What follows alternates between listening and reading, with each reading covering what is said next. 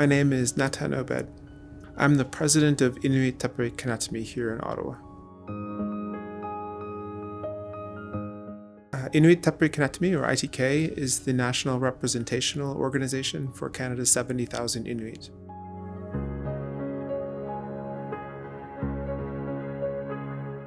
Well, it was a lot simpler before colonization, where there were just Inuit from Greenland all the way to Russia.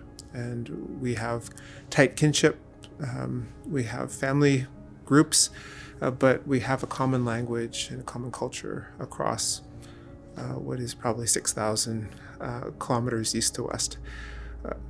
In this age, Inuit is a defined term through our modern treaties. And to be a beneficiary of a modern treaty and to be a part of our Inuit organizations, you have to be eligible under one of our 4 land claim agreements. So Inuit is, to be an Inuk in this day and age, is to be a part of your community, but is also to be a part of a modern treaty process.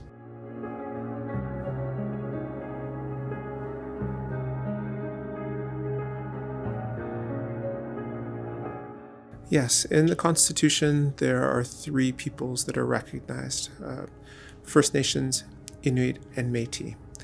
Each of us have wildly different relations with the Government of Canada and with provinces and territories, and also fall very differently in legislation, in Supreme Court rulings, and also in policy and programs.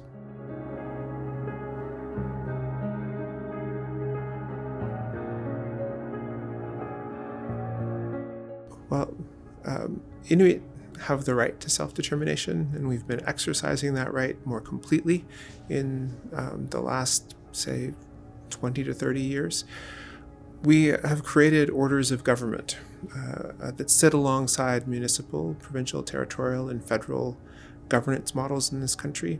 So we are not exactly like being a province, and I, as the national Inuit leader, am not the same as a prime minister or the same as a premier, but we interlock in many ways with political governance models across the country. It is an evolving process. We have self-determination through self-government in Nunatsiavut, the region where I come from, through the Nunatsiavut government. We have aspiring self-governments in Nunavik and the Inuvialuit region in the Western Arctic. Nunavut has spoken about self-government, but they also have Article 4 of their land claim agreement that was done in 1993 and actioned in 1999 that gave rise to the Government of Canada and changing the map of this country.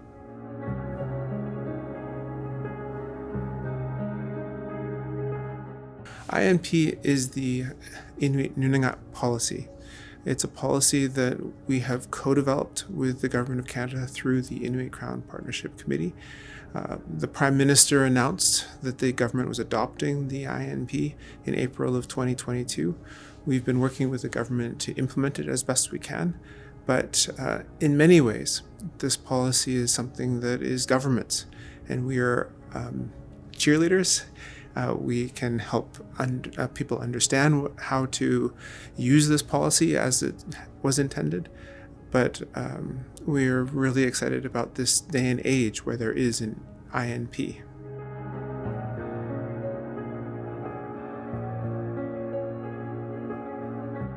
First and foremost, it recognizes who Inuit are in this country. It recognizes our treaty history and the sum total of our modern treaty settlement areas being the space or area that describes Inuit Nunangat. So the obligation of the government is to accept that Inuit Nunangat is a geopolitical space, and that the federal government recognizes and upholds that, and will work with Inuit to implement our existing rights on any piece of work that impacts Inuit in the areas of policy, legislation, or programs.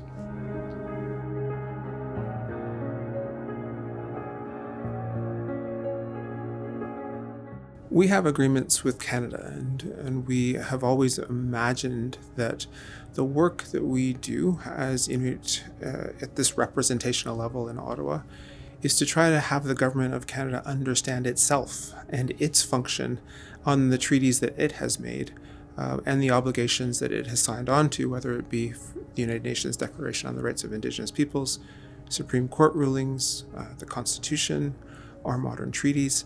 And all of those obligations and considerations are exhaustive of every federal department and every federal agency. What we've tried to do with the INP is to clearly define how you make sense of those obligations and how you action them in your daily work.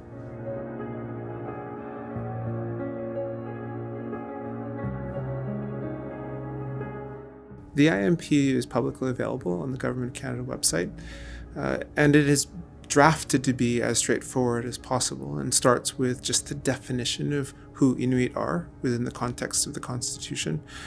It also references our 4 treaties and our 4 settlement areas, and then very clearly describes the necessity of Government of Canada departments and public servants to uphold the inclusion of Inuit within the deliberations around issues that affect Inuit. We have often been lost within the public policy debate in this country. We are 70,000. There are, I believe, at the last count, over 1.4 million Indigenous peoples in this country. So from a policy perspective, we are dwarfed by other Indigenous peoples. We also do not fall under the Indian Act, which has been the major consideration of Indian and Rural Affairs and now Crown Indigenous Relations, or even other departments. And so we have been a very particular policy consideration that has often been overlooked without consequence. This INP allows for our positions to be structurally connected to the outputs of departmental work, and hopefully can allow for us to have pragmatic judgment of whether or not departments are doing well or not through the implementation of this policy.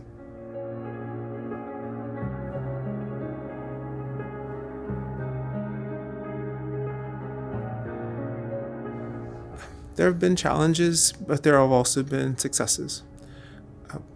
We didn't want this policy to have an implementation phase like many novel ideas that are implemented by the federal government, where there's a period of time where you have pilots, or you only implement a particular new policy if you have funding to do it. We see this as universal and pretty easy to understand on a conceptual level. Sometimes it will be very difficult for departments and key leaders within departments to consider the financial implications or the time implications of adopting and implementing the Inuit Nunangat policy. So we understand the reticence in some places within the federal government to do things differently, but we've also heard of success stories across the government of people just naturally being able to work in a more complete way on Indigenous issues across First Nations, Inuit, and Métis scenarios, and uphold the Inuit component of the policy work that they're doing based on the implementation of the policy.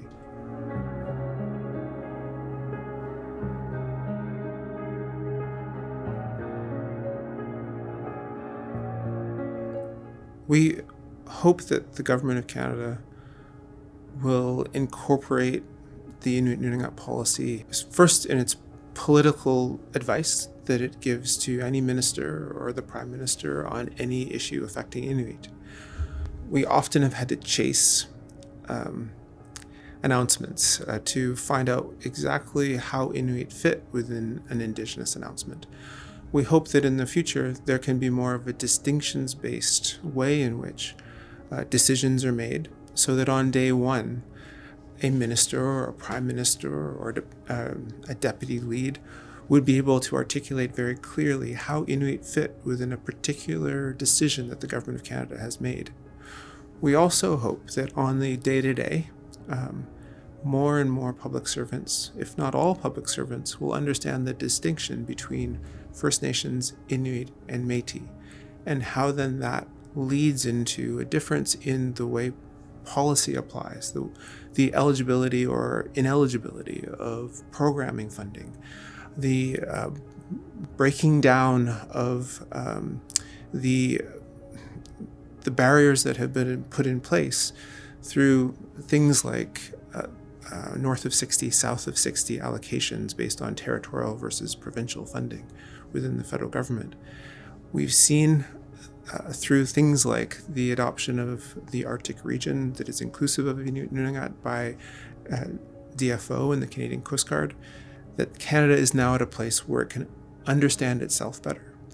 And from an administrative perspective from government, we can start being believed when we say we have a better way to do this, which will save money, which will ensure better outcomes, and ultimately uphold the rights of Inuit. All of these things seem great. The status quo sometimes means that people know a certain way of doing business and get protective of that. We're asking for, in this time of reconciliation, public servants and whoever is working on this to imagine from our side the challenges that we've faced, and also our practical advice to not only make our lives better and become a fuller part of this country, but also the ability for public servants to feel as though they know exactly why they're doing their work. They know exactly how to do their work, and they have the space to do it in that this INP gives cover for.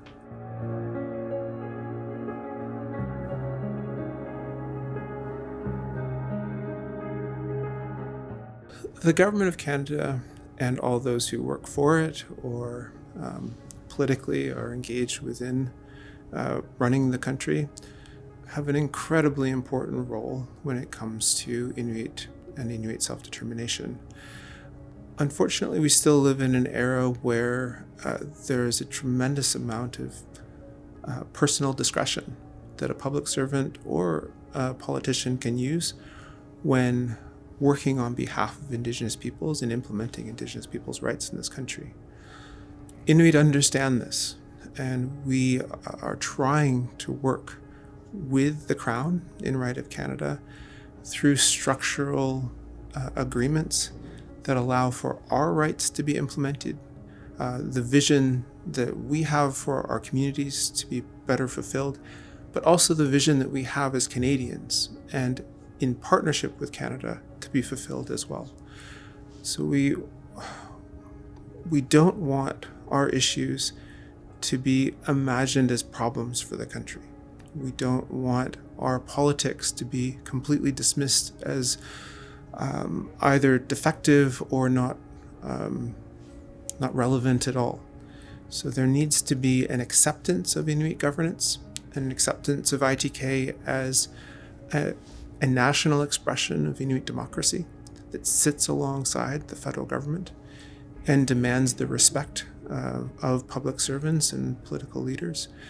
We also need for the considerations of Inuit as Canadians and the public policy interests of Inuit, the considerations for the way in which we implement big ideas in this country, if they are for all Canadians, and if the Inuit Nunangat Policy can connect a large initiative with a practical application to our communities, that would be a tremendous success, and it would help to implement all the visions that I just imagined for all of us, for Inuit and for Canada. I would also say that the world is watching, and we can be leaders in this country to show the rest of the world what a progressive nation state looks like when it comes to the respect for Indigenous peoples and Indigenous peoples' rights. We are trying as Inuit to share that path with Canada. We're trying to do this practically. We're trying to imagine how the federal government can work better to achieve that hope that we have in the face of a really dark past. But today, we can accept and acknowledge what has happened, but we also aren't doomed to that fate moving forward. And things like the INP allow for us to get beyond the colonial histories of this country and move forward in a way that I think can make us proud to be working on Indigenous issues, to be Indigenous peoples, and also proud of our country.